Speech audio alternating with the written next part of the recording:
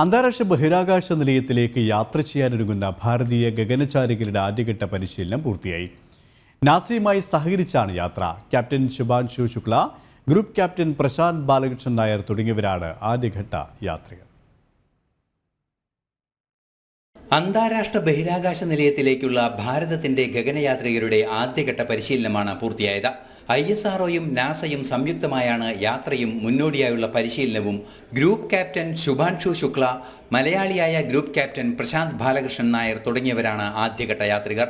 അന്താരാഷ്ട്ര ബഹിരാകാശ നിലയം, ഡ്രാഗൺ ബഹിരാകാശ യാത്രാ വാഹനം എന്നിവയുമായി പരിചയപ്പെടാനുള്ള പരിശീലനം, അടിയന്തര ഘട്ടങ്ങളിലും ആരോഗ്യ വിഷയങ്ങളിലും ആവശ്യമായ തയ്യാറെടുപ്പുകൾ സംബന്ധിച്ച പരിശീലനവും നടന്നു. ഭ്രമണപഥത്തിലൂടെ സഞ്ചരിക്കുന്നതിനാവശ്യമായ പരിശീലനവും മൈക്രോഗ്രാവിറ്റി പരിശോധനയും ഗവേഷണവുമാണ് അടുത്ത ഘട്ടം. ഭാരതീയരുടെയും മലയാളികളുടെയും അഭിമാനമായ നിമിഷം കൂടിയാണ് അന്താരാഷ്ട്ര ബഹിരാകാശ നിലയത്തിലേക്കുള്ള യാത്രയോടെ നടപ്പാകാനിരിക്കുന്നത്. സയൻസ് ഡെസ്ക്, ജനം.